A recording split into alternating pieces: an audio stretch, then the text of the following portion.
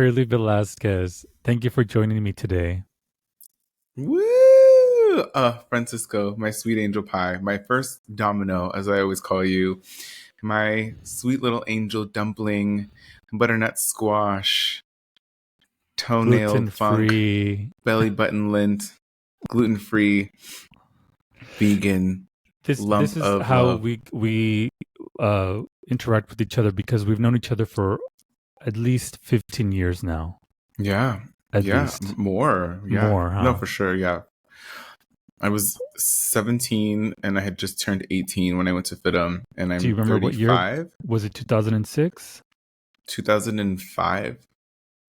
If you started in 2005, so we've known each other for 18 years. Mm-hmm. Okay, I Mm-hmm. remember. I remember you walking in to the library and you would give everybody a hug and you would say hi to everybody. I don't think Yeah. that's changed, has it? No, not at all. That's good. That's That's so beautiful. funny that you remember that. I'm still the same way that I will go Well, into a because room. nobody You else know, I, had done that. I would get in trouble for it. Do you remember I had an internship at Smashbox at one point at Photogenics, the agency that was there? Yes. They had an agency and I would go in there and say hi to all the agents. And for me, it was a little bit more cultural. For me, it was like, we're Latino. That's how we say hi. That's how we greet each other. You're, hola, ¿qué tal? ¿Cómo estás? And Buenas I remember I went in tardes. there. Yeah. And they were like, you don't have to come in here and hug and kiss everybody every day. And I remember thinking like, oh, that really sucks. That's pretty sad to hear that as a young kid going in. And now I'm kind of like, I get it, it's professional, but at the same time, I'm like, where are they now? Probably still sad, bitter, and not getting hugs and kisses. Speaking of where are they now? So when we met, we both have a background in fashion Mm-hmm. and we both studied fashion design at Mm-hmm. FIDM in Los Angeles. And when we met, you were studying fashion design and I was now working in the library. Mm-hmm. Mm-hmm. And for the last several years, you've now been in the entertainment industry Yeah. Yeah. I've been doing the and thing. doing the thing. And now, currently, one of your projects is PBS Voices. Mm-hmm. Mm-hmm. And you have a show on a very sensitive topic, Mm-hmm. one that many people try to avoid. But the thing is, we all have to experience it somehow. And the topic is death. Death. Yup. The show is called Dead and Buried, and it is on PBS. You can YouTube it. Type in my name. Type in PBS, and type in Dead and Buried. And yeah, it's kind of interesting. Quick story about how I got that show was my grandma, who was my one of my best friends in my life, passed Gladys. away. Yeah, Gladys.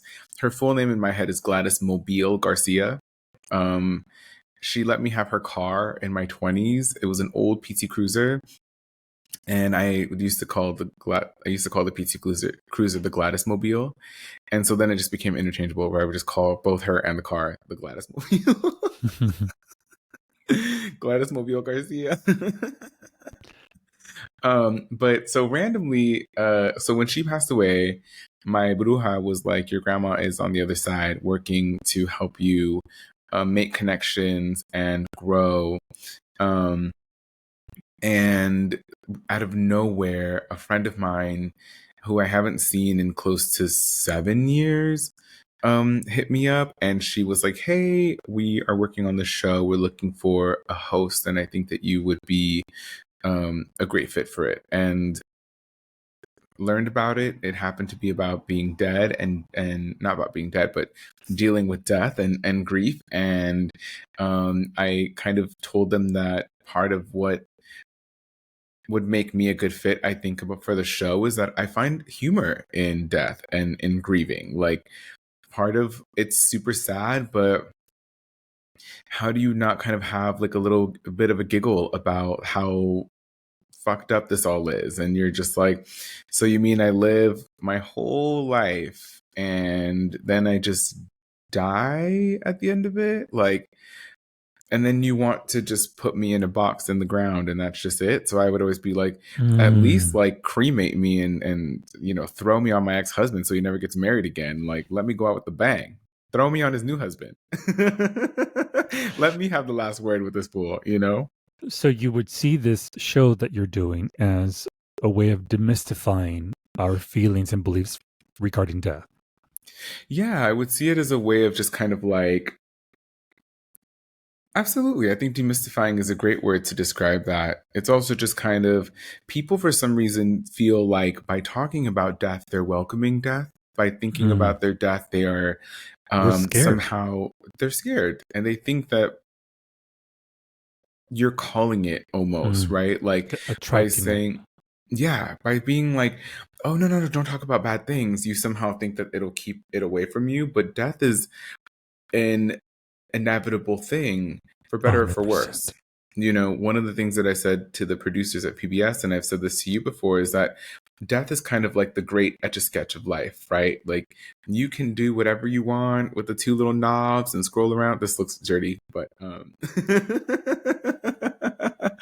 um go left and right, over and under, creating all these shapes and different things that are confusing and wild. And then at the end, you get to shake it all away. And people might remember you for the next 20 years at most. And then slowly you just kind of fade back into, whatever all of this is. And for better or for worse, nobody will remember. And I think that that's terrifying, but also gratifying in a way that you go. And I always joke that I could say, you mean I could, run into a mall? Don't do this, but, run into a mall, steal a couple of gold chains, take a dump in the 101 freeway, and, ruin my life in 20 minutes, but people wouldn't remember or care after a while. They'd be like, you know? I'm laughing because it took me a bit to have the visual of like, where is he going with this? Like, oh, right. There's always a reason behind our talks, obviously. When I told you about my podcast, Mm. we thought it was interesting because I did not know about your show with PBS, Mm-hmm. and it was wildly synchronistic to reconnect again because we had last spoken about a year and a half ago, and in the year and a half, I had moved with my husband and my parents, Mm-hmm. and became a caregiver Mm-hmm. for my husband. And then he passed away just a few months after your grandmother did. Mm-hmm. So yet here we are, two having a moment, or an extended moment of grieving and mourning, and we've just lost some very important people in our lives, and we Mm-hmm. reconnect. And I'm telling you about this idea for my podcast and how I had this original idea for it, but yet I must remain open to it morphing into whatever it's going to morph into. And then you start telling me about your PBS show, and I thought, my goodness, this is exactly what I need, because I'm right in the middle of grieving, and Mm-hmm. I know you understand. I know that this wasn't just your grandmother that passed away. This was one of your best friends. Yeah. I think And that one of the, oh, I'm sorry. no, please continue. I was going to say, I feel like when it comes to grieving, people kind of, it's hard to understand what grief is until you're in it, until you kind of cross Yes. that line, right? Like, for so long, I would always tell people, when somebody would pass away in their lives, what do you say? I'm sorry for your loss, sending you good energy and prayers, right? It's different when you suddenly understand what it's like to be on the other side, because you can go, that's great, and thank you for those words. But what is more meaningful is like text messages from people being like, hey, don't worry about replying. I just wanted to send you love. What's more meaningful is like, hey, do you just need a body next to you and just to sit there while you're cooking and I'll be in the kitchen working? That's more meaningful. Like, there's just so many different things that, step one, how do you help somebody if you've never been in it? And then once you're in it, it's kind of like the understanding that grief is not, and we say this all the time, it's not, the healing isn't linear. You don't get better and better and It's better and not. better. You have these days where you're like, yeah, it's like, what Up is and that called? down, zigzag, like the heartbeat Jagged. monitor, Yeah, jagged edge. exactly. Like some days you wake up and you're like, okay, I'm okay. And then other days you wake up and you're like, what world did I wake up in today? Like, what is this world? Like the BC and the AD, my life with this person and now my life after them. Or like just kind of like, you know, particularly I think with my grandmother and versus a partner, right? Like a grandmother, I only know my life with this person. I don't know like Right. what this new version of me is. And then I think with losing a partner or even like a child, like you know what your life is like Mm, without them, but now you've had something that's way more beautiful, and now they're not here, and you're like, this is unfair. Like what, mm, and that for me is like a whole. We might cry during this session, guys, because like it's an emotional thing. But that whole thing of like, it was almost like a flash in the pan. This moment, mm-hmm. this light that I got to share with you, this moment of time of life that we shared together, and it was so beautiful and so powerful, and you're thankful for it. Um, there's this line in the song that I love, and she's singing it to her favorite song, right? It's an ode to her favorite song on the dance floor. And she talks about it in terms of like it finding her in random places, and she's always so happy to see it. And she's like, you found me on the dance floor, and and it's super fun, but I know that you're gonna have to go. Like the song will end, I know that you eventually will have to leave me. And there's a line where she says, I know there's no forever, and I know you have to go, but while you're here, shine as bright as you can, and may I be left in the glow of you. And so I always think like that is how I feel about our time with the people that we love, right? Like, I know there's no forever, and I know you have to go, but while you're here, shine as bright as you can, and then may I be left in the glow of what is all of you. And so, it gets kind of hard sometimes to kind of stay in that glow when all you really want to do is hold them, smell them, touch them, Yeah. and be on the dance floor with them, Forever. forever.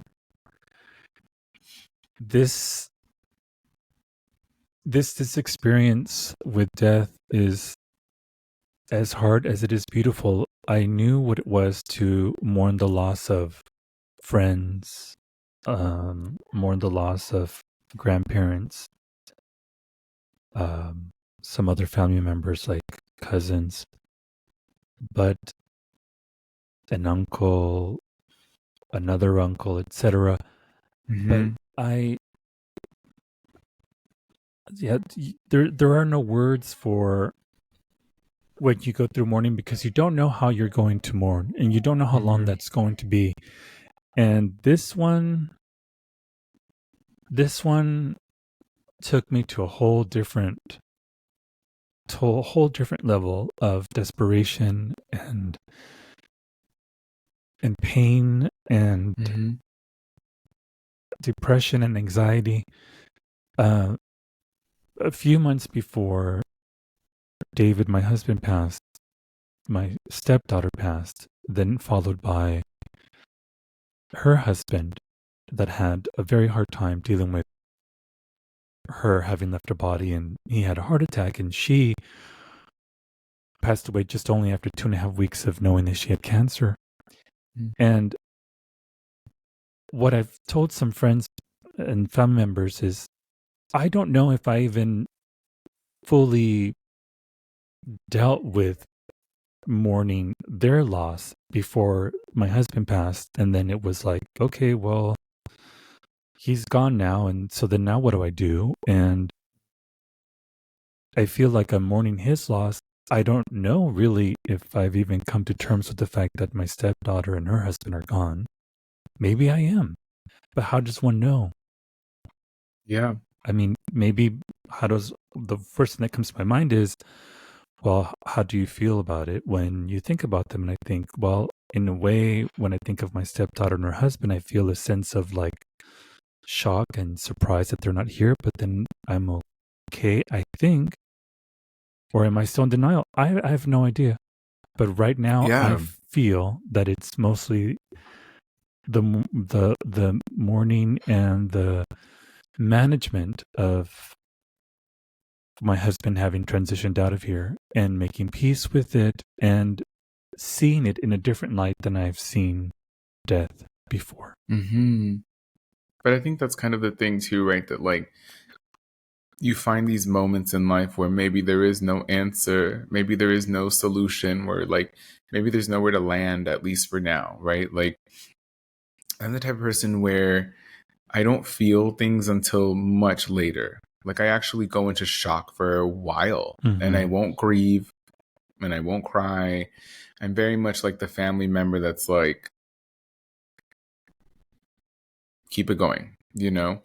And then when everyone has found kind of like their level of peace and everyone is like, okay, I think I got a good cry, it'll be me alone on the bathroom floor sobbing it out because it just hits me later on.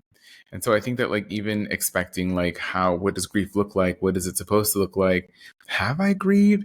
Have I mourned? Have I had um like a moment to really sit back and think about these things? Like maybe it's not even like maybe sometimes it is valid to ask those questions, and then maybe sometimes it's just like just ride the ride and see how you feel, and you'll know when you get there, you know. But I almost feel like you have those answers more than I would, because it's like you are in such a unique place. And this is what my friend always says, my friend Mish Prada, who lost her mom. She lost her mom a few years ago, and she said like these are the times that this is what makes you an elder. You know, this is what gives you the experience to make you a wise one. This is a sacred part of your life. Mm. And when you go through this, you learn all these lessons and all these things that you can take with you into the next level. When somebody comes to you and says, how do I live this? How can I survive this terrible thing?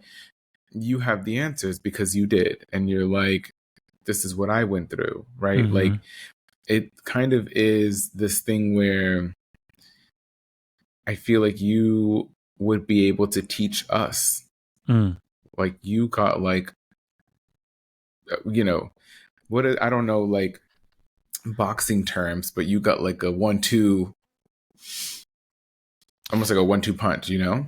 Well, with David, it was 6 months of being in a nursing home. And I know Mm-hmm. you understand how that goes because your grandmother was in a nursing home too. Mm-hmm. And that was an experience that no one can forget if they've experienced having to visit someone in a nursing home when, it's like this one CNA explained this to me in the nursing home. She said, Francisco, you could have the most beautiful nursing home, the latest technology, the nicest nursing home ever, but it's still going to be filled with people that are not well. Mm-hmm. And I thought, wow, okay, so everything aside, you think you're right. And you feel it when you're there. There are people that have been abandoned. I want to say, I don't know. I didn't see a lot of people receiving visitors. I was there every single day, 2 to 3 Wow. times a day.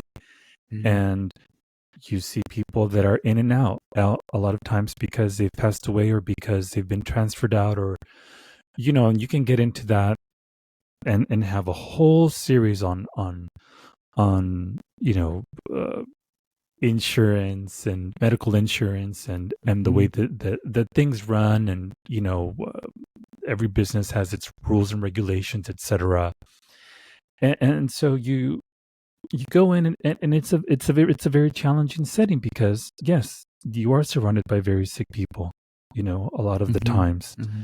not just people kicking back. A lot of times there are a lot of people with challenges.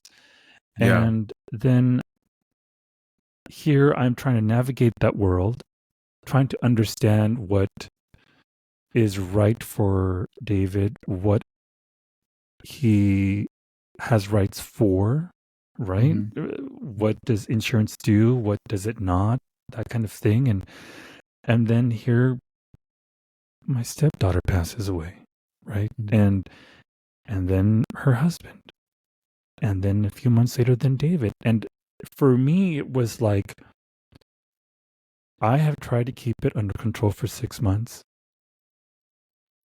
I have read the self-help books. I have studied to be a life coach. So then why am I having such a hard time with this? Francisco, get it together. And I realized I am human. That's ego.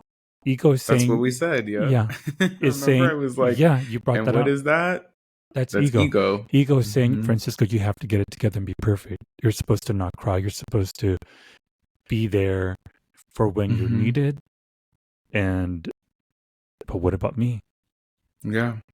I mean, and ego says that you have to have the answers, right? Like that's why I think a lot of these Mm. self-help and a lot of these like, people who are online with all the answers and people who tell you what to do with your life. And I always am kind of like be mindful of how much energy or how big of a pedestal you put these people on, because it's like nobody has the secret sauce. There are people who have more of an understanding, and it's easier to kind of like be like, I have an opinion on this, or this is what I think about this, and da da da. But you don't know what people are going through in their heads. You don't know what it's like to live with them, or what they've gone through, what they're going to go through. You just don't have the answer. Like their stories aren't over until they're dead, and then you can kind of go like, well, they did well, they didn't do well, whatever, whatever. But I feel like thinking that you have to be the type of person who has to have it together all the time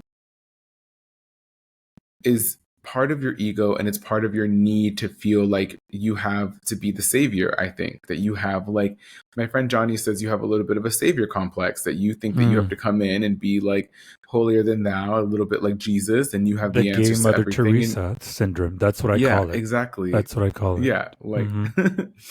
I think one of the things that I have learned is that we all have our own um, versions of coming out of the closet, right? Some of us come out as gay, some of us come out as whatever that means to you. And sometimes some of us have to come out of the closet of seeming like we have all the answers.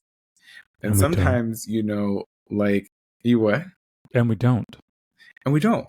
At Or, least not always. They say the answers are within. All right, mhm. I believe that, but sometimes that answer may not come to you when you want it. It's going to come. I think that That's the sometimes the point. answers are like it takes somebody else to point it out for you. You know what Well, I that is mean? Like I true. think that, yeah, I really feel like, look, there's two things. Sometimes you go I remember being like telling somebody, I'm insecure. I'm insecure about certain things. And they were like, what? You seem like the most confident person that I know. And I was like, yeah, you're right, you're right, you're right. I am JK, confident. JK, And I went everybody. back. You what? JK, everybody. JK, just JK, kidding. everyone. Yeah, I went back in the closet of having it together, and it's only up until that I've gotten older that I'm slowly becoming silver. And I'm like, I'm actually okay with not having the answers. I'm actually okay with being like, don't put me on a pedestal. I don't want to be on that pedestal. I don't have the answers. I'm just winging it in the way that we are all We're all winging it. winging it. And I think that part of like being out in the open out of this closet is it allows you the space to reflect with others, right? The space to go, no, that's actually not uncommon for people to think what you just thought. It's not uncommon for people to grieve in that way. It's not uncommon for you to not grieve in that way.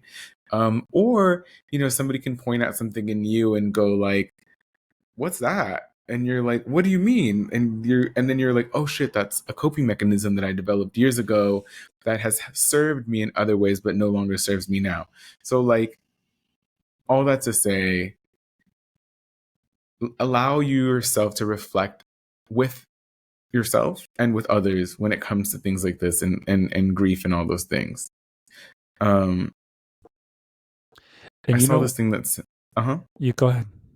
I saw this thing that said you can read every book there is on brain surgery, right? Like, but you won't know what it is to perform brain surgery until you've gone in Actually and performed hundreds, thousands.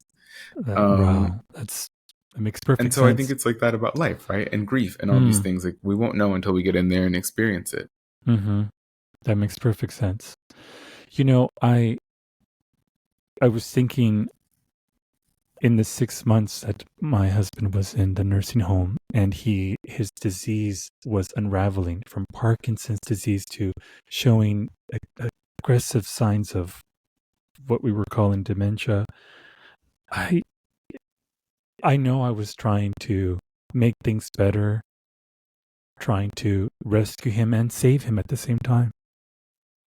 And then you're also dealing with someone that may not fully understand. And so you're sometimes feeling like you're barking up the wrong tree. Mm-hmm. And I think that, a side note, what you said about not having all the answers, yet at the same time, we have all gone through so much that there is literally a book inside each and every one of us to write or share an experience if we wanted to, because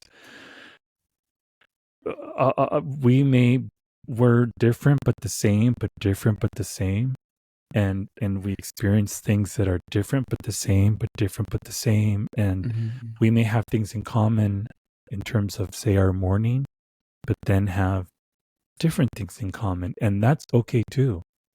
To say that it's okay, and to admit and say, I was trying to rescue that person. Was I trying to rescue them for me? Or from themselves? Or for themselves? It can be complicated, but at the end of the day, and I wish I could remember where I learned this about 2 years ago. I don't know if I heard it or I read it. And it said, either what you're saying, doing, or thinking, either it comes from a place of love or it doesn't. Or, yeah. I ask myself, is it coming from fear or is it coming from love? Okay. Like, is this coming from a place that because they say that either it's from love or it isn't, right? But I'm always like, am I doing this because I'm scared or because I love them? And that's definitely allowed me to do a lot of different things in my life, even outside of grieving. But, I think that you touched up on dementia, and dementia is what kind of made us bond even harder, because we were seeing the same things with people that we love. And dementia, I think, is a whole nother beast in terms of grieving and dealing with a loved one, because I remember the first time my grandma forgot me. I remember I was like, no way. And I cried and I cried and I put it on my social media, and then I erased it because I felt like, no, it didn't happen. Like, I kind of ignored it. I was like, no, I had called her and we were talking for a while, and she could not for the life of her remember who I was. And I was like, that's not common. I'm the grandchild that has been raised with her, that goes wherever she goes. I'm the grandchild that would go and spend the most time with her. I'm not the one that gets forgotten, And so then it gets kind of like, I always say with dementia, there's different levels and there's different coping things. So, like, the first time she forgets you is one level, and you're like, okay, well, then who am I? You can turn around and have fun with it, right? So she would forget me, and so I'd be like, okay, well, what name do you want to give me then? Who am I today? And she would make up like Rigoberto, Rogelio, like all these different names for me, like Chancho, and I would laugh and I'd be like, oh my God, she's so creative with. Are those my sirens or your sirens? You made it okay. Sorry, there's like sirens too. Yeah, we made it. We both made it okay. Like, and I would laugh about it, and I'd be like, you want me to be Chancho? I'll be Chancho. Like, it's totally fine. And then you have the next step where the first time they get mad at you, the first time you're not their son or their Mm-hmm. partner or their grandchild, Mm. you're suddenly the worst person in the world, and they're Mm-hmm. cussing at you, and they Mm-hmm. want you to get the out of the room, Mm-hmm. and they want you to leave you alone. And you're also like, my grandma used to be one of the most gay friendly people that I knew growing up. And the first time, and I would always be like, I'm gay, I'm gay. And she would love it. And she would ask me funny jokes, funny questions.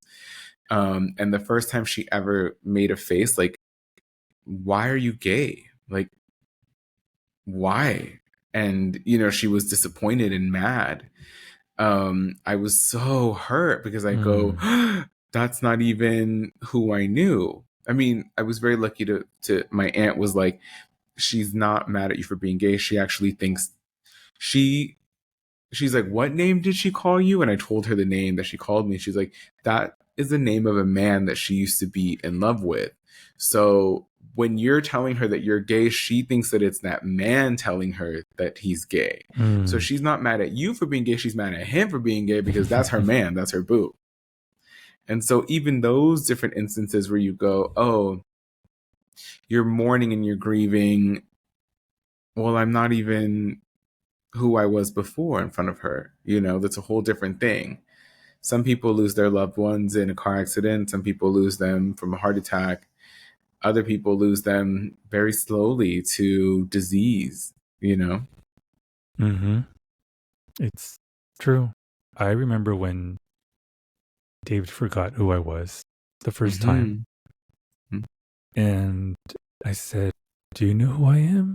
And he said, oh, well, you seem like a very nice man.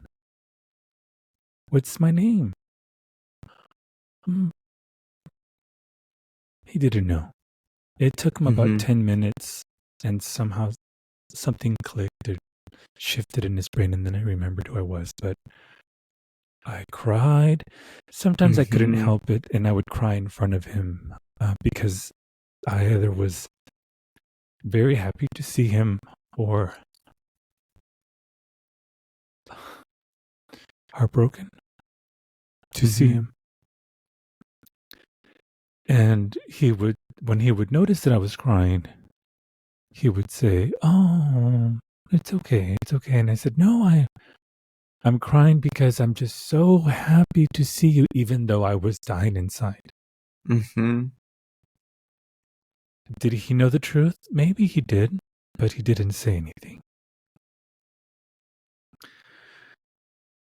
I feel that, yes, I am coming out of a deep depression that I've experienced up until recently. Mm-hmm. I'd rather not go through it again, but we'll see. And I'm saying we'll see, and because it's been so up and down. But I'm learning coping mechanisms, right? I'm learning. I'm reading more about grieving techniques. I'm doing qigong. I'm doing qigong, and I just found out about grief yoga. Whatever, breathing, sound bathing, deep breathing, I should say, and whatever I thought I was interested in up until David passed, I don't know if I am anymore. Because it's like with his death, not only am I mourning his passing, but also mourning what I was, which was I saw myself as two people intertwined. And now it's me, and it's a new beginning, interesting, new life as his life moves on into a whole different experience, right? Because we both believe in the afterlife. But it's a rebirth for me at the same time that I'm mourning his passing. And I don't know what this new life for me has in store, because I am now trying to find what I want to do. But I know that I definitely want to feel more than ever connected with people. It's the Yeah. feeling of love.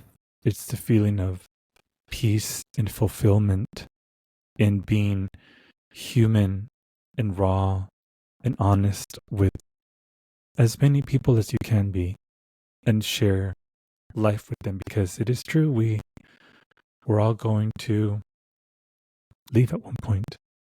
Yeah. I think that's one of the best things you can do. I think that I was actually part of my show is that they were saying that grieving and grief was something that for the longest time was done in public. That there would be, it was okay to be crying in public and people kind of grieve together. Even Latinos, in my family, we practice I live in the middle of LA and I there's just love it. noises on it. It's home to me. I'm always like, LA, shut up. It's like birds chirping, except it's the police or it's the city or it's If it's a not one helicopter. thing in LA, it's another thing. Today, I was like, why did three garbage trucks have to go by? I'm like, why do we have three? Why is there now somebody backing up? Why is somebody mowing the lawn at 11 at night? Shut up. It's like it's urban white noise for me. It's urban. It's like the city farting. No, exactly. Oh my god, what was the thing that I wanted to tell you? I got so distracted. By the way, I'm friend for our listeners. I'm Francisco's wild ADHD friend that's forever like, and I need to be highly caffeinated for us to And that's have. okay too, because I'm right there with you, because I think the other thing is having brain fog from mourning. Oh, you were talking about Yeah. Oh yeah, grieve we talked and about that too. grieving. Okay, there we go. Okay, we're back. We're back. Okay, go ahead. Wait, I was saying that about the brain fog, but we were saying something about and mourning in public. I was saying that mourning in public. But you had said something that I really wanted to touch up on. That you were saying that you were figuring out kind of like what this new life was looking like and Mm-hmm. what the new steps were. But man, I was going somewhere with that, and then I got really distracted. And that's Well, okay. Welcome welcome to to the the real brain of the world. ADHD. I'm gonna like listen to this back, and I'm gonna be like, oh, I know what I wanted to say. Well, you're gonna have to come back. I would love to come back, but I mean, again, I think that in terms of all the things that you're saying, all those things that you're talking about, of like even just the mourning of not just his life, but who you are in his life, what you are. Like you're grieving. And we talked about this too yesterday. We were talking about how, you can grieve the loss of a partner in a divorce. You can grieve the relationships lost when you quit a job. Like there are several things that happen when you grieve the loss of somebody. Like who are you if you're not a caretaker? Who are you if you're not a husband, right? Mm-hmm. Like we Yes. define ourselves a lot by our surroundings. Like I was just talking to my therapist today that I'm like, I define myself by through my stability, through my ability to go like, I don't need nobody. I'm good. I'm self-sufficient. I don't need anybody. What happens when it's suddenly like you need your community? Because everybody needs their community. That's what makes people live longer, you know? Now there's a plane going over. So if you're thinking of moving to Los Angeles, just know that it comes with quirks and squeezes, and I'm sure my dog will at some point start barking and I'm just going to be like, that's what it is. This is perfect. We're shown reality. exactly, exactly. We're shown reality. I didn't iron my shirt. I didn't put anything in my hair. I didn't What put I my will say too is corset that on. I think grief opens up the door to a lot of creative avenues, right? Like one of the things that we touched up upon on TikTok is there's something called death talk. And there are so many people on there, counselors, death doulas, morticians, people that work actually digging the graves, like people who work at the cemeteries. Like there is an entire world of people who are ready to kind of, like we said earlier, demystify all these different aspects of death, right? And it's nice that through our grief and through everything that we've gone through, my dad always says, let every experience birth a new art. for you. And Mm. so, this is kind of like a new art for you. It's a new art for us to be able to, I write some of my best pieces. If you go on my Instagram and read anything that I've written about my grandmother, I if you have. listen to anything I've ever Mm. written about my family, Mm-hmm. it is rooted in the grief and the Mm. sadness and the Mm-hmm. emotions of, you know, of the human experience, like in the darkest parts of it, but also in the most resilient Mm-hmm. parts of it. And so I think that even that, like, who are you now? It's kind of like, let the grief, let every experience act as uh, an art for you, like act as inspiration for an art for you. One of my new affirmations that I repeat daily is, I am divinely guided and directed. Mm. Because here I thought it's going to be like this boom, boom, boom, boom, boom. 2 years Mm. ago, okay, I'm a life coach and I'm going to do this. I have this website. I'm going to do that, blah, blah, blah, blah, this and that. And then, hi, this is life and your husband's ill. There you go. Mm-hmm. Okay. Let's see. Well, maybe I'll do some side work in real estate while I take care of him. And hi, this is life and your husband needs an operation and then he'll be in a nursing home. So good luck or whatever. Mm-hmm. And I think, okay, um, I just need to be present and let things happen the way that they're going to happen and know that I'm divinely guided and directed into my next best experience and be open to it. Yeah, I love that so much. I've been saying I surrender a lot. I Perfect. surrender, Lord. Yeah, right. Because it's pretty much saying the same thing if you think about it. Mhm. I am being divinely guided. I didn't say I want to come out with a hit single in 2 months. You Mhm. can if you want. Mhm. I am saying I am being divinely guided. You tell me where to go. You guide me, Yeah. direct me, because my compass, my life compass on my end is a little off. And Yeah, yeah, and I absolutely. surrender is pretty much saying the same thing. I love that. Yeah, I have a word with the Lord a lot where I'm like, look, Lord, look, universe, y'all know where I'm trying to go. You know where I would like to go to be happy. So I trust that you're going to get me there. And I'm going to give it to you and I'm going to trust. And then I go, you've gotten me this far. Why would we stop here? Like, why would we not keep going? You know? And like, it's like, I think about all the different times that in my own life that I was like, this is it. Nothing's going to happen. And then out of the blue, on a random Sunday night, you get a phone call, somebody being like, hey, you know, here's an opportunity. Here's something really cool. Here's an idea. Mm-hmm. And I think that those are kind of like the moments that we hope come with the surrender through these mantras. My affirmations have been lately have been I am sexy, I am sexy, I am sexy. My bruja says that I have a lot of good squishy energy and I'm lovable, but she's like, but you need to work on the sex appeal. Like, she's like, you're handsome, you just need to work on the like, hey, baby. And so I'm always like in bed, I am sexy, I am sexy, I am sexy, I am sexy. Maybe we can talk about you being sexy and the importance of self-esteem and sexy affirmations on a different episode. Why, you don't want to talk about it now? We could, we could if you feel that there is I a need for that. no, but I just feel like, we all have our own ways of coping and getting through the day. And I go through my bruja says that if you say it 108 times, Oh, it makes it true. And so, good to know. yeah. And so if you say, so I say that one, and then I say that I'm financially wealthy, that I'm well off. And then but before all of that, I go into gratitude. So I say like, thank you so much. Thank you Mm-hmm. so much. I'm so thankful. I'm so thankful. I'm so thankful. I'm so thankful.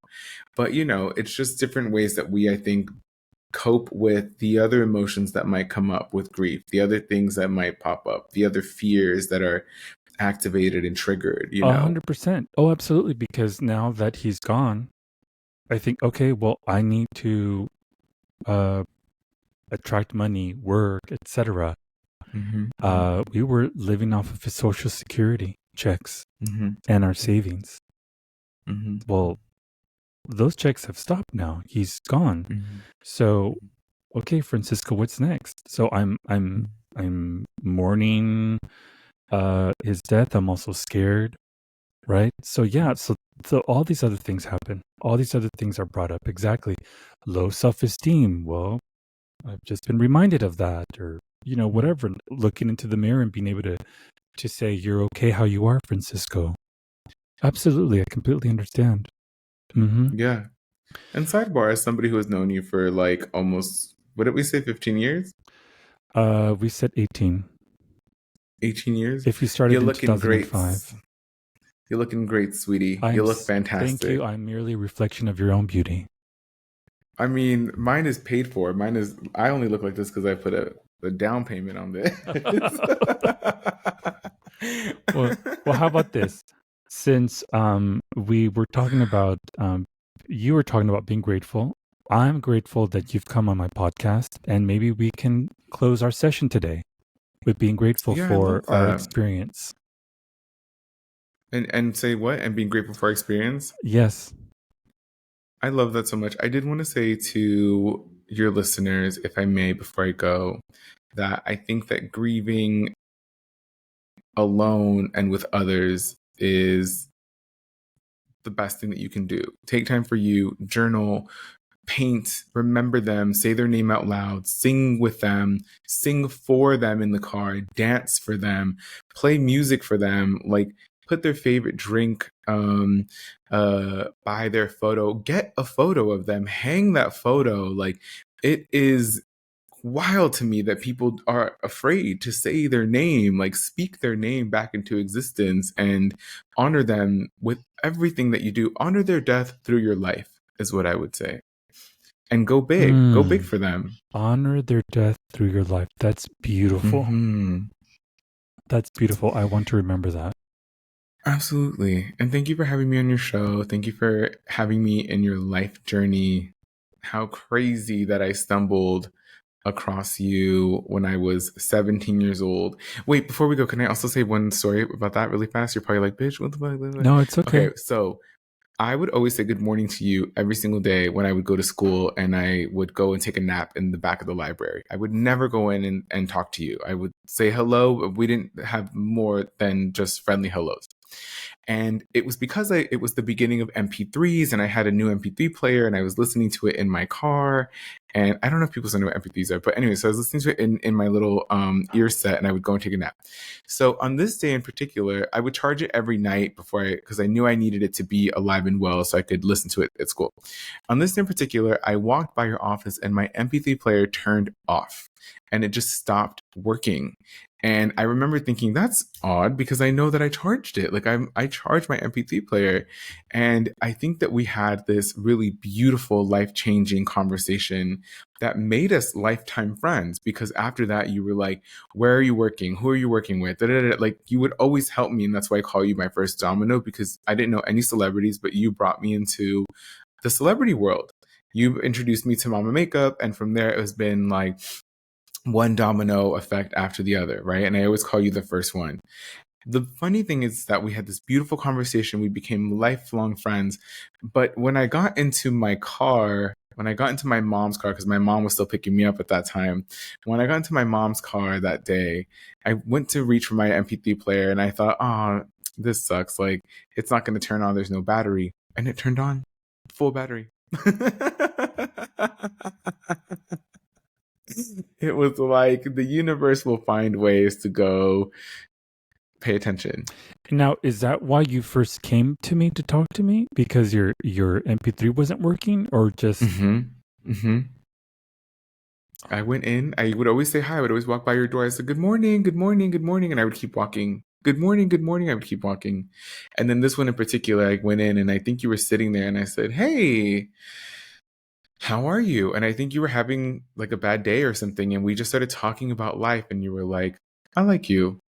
You're different. And I'm like, thank you. I know. Wow. I feel like, I feel like I always feel like I'm just an alien that lives in this human body, and every night I go back into the mothership, and then Well, yeah. I mean, I how do give we them all the know? information, We, and they send me back. yeah, you're like a unicorn, and that's okay too. I Well, thank love you so it. much for sharing this story and for everything that you've shared. I know that has been very helpful for myself and for anybody listening. Well, I certainly hope that, and I'm sure it would be. So thank you, Curly Velasquez. Thank you for having me. I love you. And I love you. And look up Curly Velasquez on PBS, and the show is called Dead and Buried. Dead and Buried. And you can find me on Instagram at The Curly V Show. That's V as in Victor at The Curly V Show. As well as TikTok, right? Yes. Okay, great. All right. Thank you.